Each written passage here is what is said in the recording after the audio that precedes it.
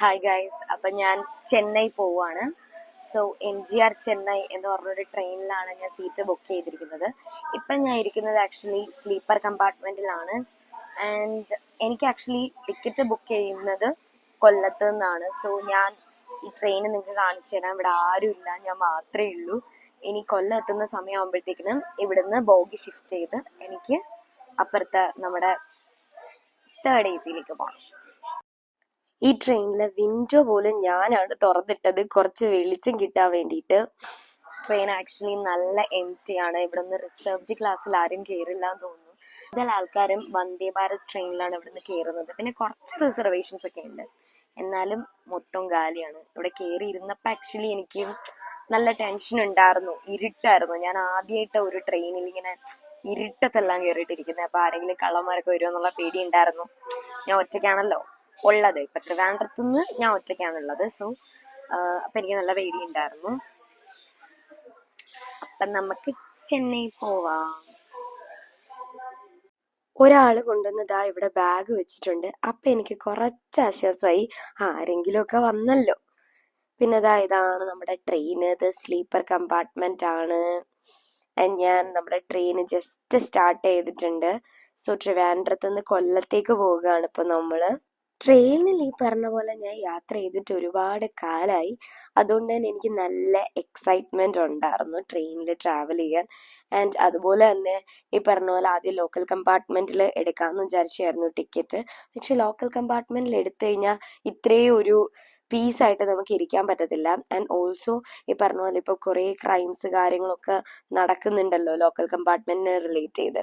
അതുകൊണ്ട് തന്നെയാണ് ഞാൻ സ്ലീപ്പറിൽ തന്നെ കയറിയിരുന്നത്. ആൻഡ് കുറേ ആൾക്കാർ ഇപ്പോൾ വന്നു കഴിഞ്ഞു. ആൻഡ് ഏകദേശം ഇപ്പം കൊല്ലം അടുക്കാറായിട്ടുണ്ട്. ആൻഡ് ഞാനിപ്പം ഈ ഒരു സ്ഥലത്ത് നിന്ന് ഇറങ്ങിയതാ AC കമ്പാർട്ട്മെന്റിൽ വന്നു. ആൻഡ് ഇവിടെ ഞാൻ വെയിറ്റ് ചെയ്യാണ്. കൊല്ലം എത്താൻ വേണ്ടിയിട്ട് ഇങ്ങനെ വെയിറ്റ് ചെയ്തിരിക്കുകയാണ്. കൊല്ലം ഇതുവരെ എത്തിയിട്ടില്ല. കൊല്ലം ഏകദേശം എത്താറായി. കുറെ ആൾക്കാരൊക്കെ ട്രെയിനിലുണ്ടായിരുന്നു. എൻ്റെ കൂടെ ഉള്ള ട്രാവൽ പാർട്ട്ണർ കയറിയിരിക്കുന്നു. അങ്ങനെ ഞങ്ങൾ രണ്ടുപേരും കൂടെ ചെന്നൈയിലേക്ക് പോകുകയാണ്. ആൻഡ് കുറേ സ്നാക്സ് ഒക്കെ ആയിട്ട് വന്നതുകൊണ്ട് എനിക്ക് കുറേ സ്നാക്സ് ഒക്കെ തിന്നാൻ പറ്റി. സുപ്രീമില്ല നല്ല സമൂസ. അത് എന്തായാലും ഫുഡ് കഴിക്കുമ്പോൾ നല്ല എൻ്റർടൈൻമെൻ്റ് ആയിരുന്നു. സമൂസ, ചിക്കൻ സമൂസ നല്ല ടേസ്റ്റി ആയിരുന്നു. ഞാൻ പെട്ടെന്ന് തന്നെ സമൂസ ഫിനിഷ് ചെയ്തു. പിന്നെയും കുറേ വെറൈറ്റി ഓഫ് സ്നാക്സ് ഒക്കെ തന്നിരുന്നു. പക്ഷേ AC ആയതുകൊണ്ട് നല്ല തണുപ്പ് കാരണം ഞാൻ മൂടിപ്പൊതിച്ചിരിക്കുകയാണ്. മൂടിപ്പോയി ചിരിച്ചു കഴിഞ്ഞപ്പോഴത്തേക്കിന് ഒരു ചേട്ടൻ വന്നു. ആ പുള്ളിക്കാരൻ ബിരിയാണി കൊണ്ടുവരുന്നതാണ്. ഞാൻ ബിരിയാണി കഴിക്കാനുള്ള പ്ലാനിലാണ് ഗൈസ്. ബിരിയാണി എൻ്റെ ഫേവറേറ്റ് ആണ്. ബിരിയാണീനെ ആലോചിച്ച് കുറച്ചേരം ഞാൻ റെസ്റ്റ് എടുത്ത് കിടന്നു. ട്രെയിനിലെ ബിരിയാണി നിങ്ങൾക്ക് ഇഷ്ടമാണോ?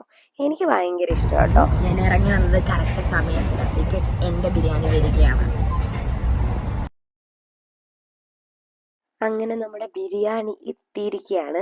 ഈ ബിരിയാണി എന്ന് പറയുമ്പം ആകെ 120 രൂപയേ ഉള്ളൂ. വളരെയധികം ചീപ്പാണ്.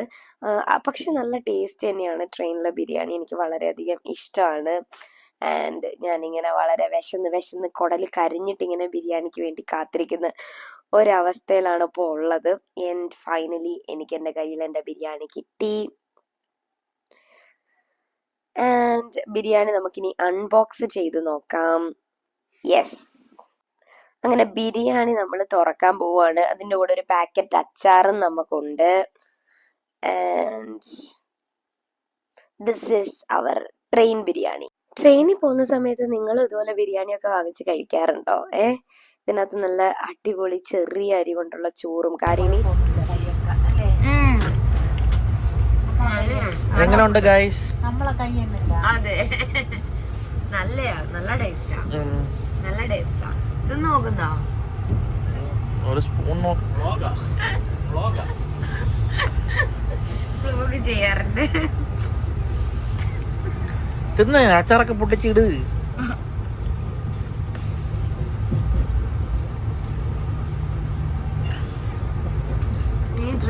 ബിഗ് ബോസ് ആയിരുന്നെങ്കിൽ പറയാം. സമയം 6:30 7:30. അല്ല, ട്രെയിനിലെ ബിരിയാണി കഴിച്ചവർക്കറിയാം അതിന്റെ ഒരു ടേസ്റ്റ്. നമ്മളിതുവരെ വാങ്ങിച്ചില്ല. നമ്മൾ പോയപ്പോ കിട്ടാൻ വഴിയില്ലല്ലോ. ഗൈസ് ഹെവി തീറ്റിയാണ് ഗൈസ്. ഇങ്ങനെ തീറ്റി ഞാൻ കണ്ടിട്ടില്ല ഗൈസ്. ഒരു കാട്ട് തീറ്റയാണ്. തിരിച്ചു വരുമ്പോഴും എനിക്ക് ബിരിയാണി വേണം.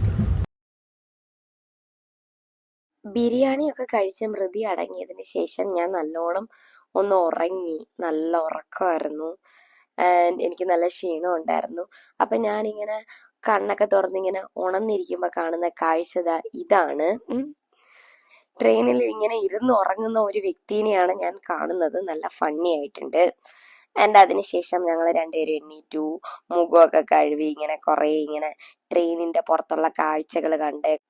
ഇനി ചെന്നൈ എത്താനും നമ്മൾ ഏകദേശം ഒരു 2-3 മണിക്കൂർ വെയിറ്റ് ചെയ്യണം. പിന്നെ വെറുതെ പോസ്റ്റ് അടിച്ചിരിക്കുന്ന എന്തൊക്കെയോ വർത്താനങ്ങൾ പറഞ്ഞ് പോസ്റ്റ് അടിച്ചിരിക്കുന്നതാണ് നിങ്ങൾ കാണുന്നത്.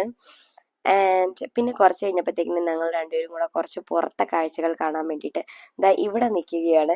ആക്ച്വലി ട്രെയിനിന്റെ ഇവിടെ നിൽക്കാൻ നിങ്ങൾക്ക് ഇഷ്ടമാണോ? പക്ഷെ ഇത് ഭയങ്കര ഡേഞ്ചറസ് ആണ്. ഭയങ്കര ഡേഞ്ചറസ് ആണ്. കുറച്ച് സമയം മാത്രമേ ഞങ്ങൾ അതുകൊണ്ട് അവിടെ നിന്നോളൂ. അടുത്തൊരു ഏതോ ഒരു സ്റ്റേഷൻ എത്തി. എനിക്ക് തോന്നുന്നു കാട്ട്പാടി സ്റ്റേഷനാണെന്ന് തോന്നുന്നു.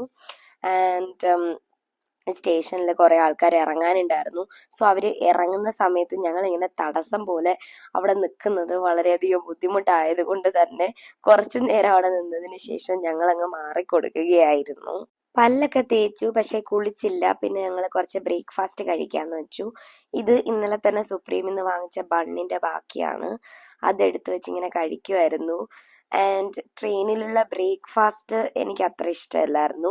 ബിരിയാണി ഓക്കെ, പക്ഷെ ബ്രേക്ക്ഫാസ്റ്റ് ഇഡ്ഡലി, സാമ്പാർ അതെനിക്ക് ഇഷ്ടമാണ്. പക്ഷെ ട്രെയിനിൽ അത്ര ടേസ്റ്റി ആയിരിക്കത്തില്ല എന്ന് എനിക്ക് തോന്നി. അതുകൊണ്ട് ട്രെയിനിലെ ബ്രേക്ക്ഫാസ്റ്റ് ഞാൻ വാങ്ങിച്ചില്ല.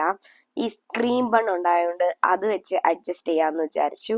സുപ്രീം ബേക്കറിയിലെ ക്രീം ബണ്ണായിരുന്നു. നല്ല ബട്ടർ ബൺ പോലത്തെ നല്ല ടേസ്റ്റി ആയിരുന്നു. രാവിലെ ഞങ്ങൾക്ക് കിട്ടിയ ആകെ ഭക്ഷണം ഇതാണ്. പക്ഷെ എന്തായാലും സാരമില്ല. അതിനുശേഷം ട്രെയിനിൽ നിന്ന് ഞാൻ ഒരു കോഫി കൂടെ വാങ്ങിച്ചു. ആക്ച്വലി കുറച്ച് വെള്ളം പോലെ ഉണ്ടായിരുന്നെങ്കിലും തൽക്കാലത്തേക്കിന് ഈ ഒരു കോഫി ഓക്കെ ആയിരുന്നു. പിന്നെ കുറെ ആൾക്കാരൊക്കെ അതിനകത്ത് ഇരിപ്പുണ്ടായിരുന്നു. പിന്നെ ഞാൻ എൻ്റെ മേക്കപ്പ് പരിപാടിയിലേക്ക് കടന്നു. കാര്യം 1 മണിക്കൂറിൽ നമ്മൾ സ്റ്റേഷൻ എത്തും. അതിനു മുമ്പേ നല്ലപോലെ മേക്കപ്പ് ഒക്കെ ഇട്ടിരിക്കണ്ടേ. അങ്ങനെ ഈ കോലത്തിൽ പോകാൻ പറ്റില്ലല്ലോ. ഒന്നാമതേ കുളിച്ചിട്ടില്ല.